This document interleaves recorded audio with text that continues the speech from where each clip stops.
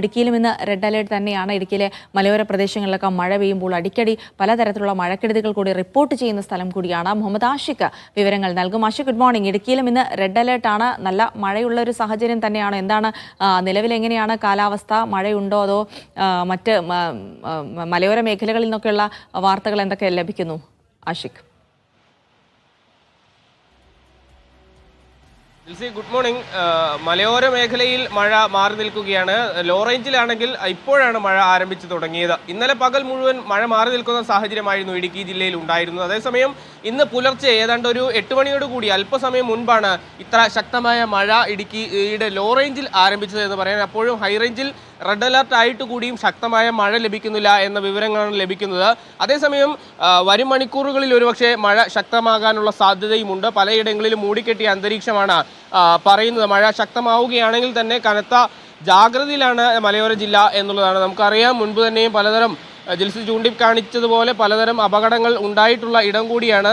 നാളെ 2020 പെട്ടിമുടി ദുരന്തത്തിൻ്റെ 5ാം വാർഷികമാണ്. അങ്ങനെ ദുരന്തങ്ങളുടെ ഒരു ഓർമ്മ കൂടി ചേർത്തുകൊണ്ടാണ് ഈ മഴക്കാലത്തിലൂടെ ഇടുക്കി ജില്ല കടന്നു പോകുന്നത് എന്ന് തന്നെ പറയാം. ജില്ലയിലെ ഡാമുകളുടെ കാര്യം എടുത്തു പരിശോധിച്ചാൽ മലങ്കര ഡാം ഇന്നലെ തുറന്നിട്ടുണ്ട്. റെഡ് അലർട്ട് പ്രഖ്യാപിച്ച ഒരു പശ്ചാത്തലത്തിൽ കൂടിയാണ് മലങ്കര ഡാം തുറന്നിട്ടുള്ളത്.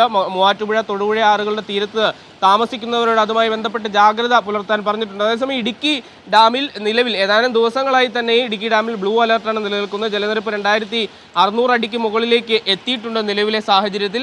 എന്നാൽ അപകട സാഹചര്യമൊന്നും തന്നെ ഡാമുകളെ സംബന്ധിച്ച് എടുത്തു പറയുമ്പോൾ ഇല്ല എന്നുള്ളതാണ്. മറ്റൊരു കാര്യം പ്രധാനമായും ചൂണ്ടിക്കാണിക്കേണ്ടത് ജില്ലയിൽ റെഡ് അലർട്ട് പ്രഖ്യാപിച്ചതുമായി ബന്ധപ്പെട്ട നിയന്ത്രണങ്ങൾ ഉണ്ട് എന്നുള്ളതാണ്. ഓറഞ്ച് അലർട്ട് നിലനിന്നപ്പോൾ തൊട്ട് നിലനിൽക്കുന്ന ഖനന നിയന്ത്രണവും കൂടാതെ ഗ്യാപ്പ് റോഡിൽ ഗ്യാപ്പ് റോഡിലൂടെയുള്ള സഞ്ചാര നിയന്ത്രണവും അടക്കം ഇപ്പോഴും തുടരുന്നുണ്ട്. ഈ തോട്ടം മേഖലയിൽ പുറംപണിക്കും കർശന നിയന്ത്രണമാണുള്ളത്. തൊഴിലുറപ്പ് അടക്കമുള്ള തൊഴിൽ പ്രവർത്തനങ്ങൾക്കും നിയന്ത്രണം ജില്ലാ ഭരണകൂടം പുറത്തിറക്കിയിട്ടുണ്ട്. ഏതായാലും ഈ ഘട്ടത്തിൽ മഴ ശക്തമാകും. വരും മണിക്കൂറുകളിൽ മഴ ശക്തമാകുമെന്ന് തന്നെയാണ് കണക്കുകൂട്ടുന്നത്. അതുമായി ബന്ധപ്പെട്ട് ജാഗ്രതയിലാണ് ഇടുക്കി ജില്ല മൊത്തത്തിലുള്ളത്. പക്ഷേ ഇതേവരെ റെഡ് അലർട്ട് പ്രഖ്യാപിച്ച ഇന്ന് ഇതേവരെ ഏതെങ്കിലും തരത്തിലുള്ള മഴക്കെടുതികൾ റിപ്പോർട്ട് ചെയ്തിട്ടില്ല. കഴിഞ്ഞ ദിവസം മൂന്നാറിലടക്കം വലിയ മണ്ണിടിച്ചിൽ ഉണ്ടായിട്ടുള്ളതാണ്.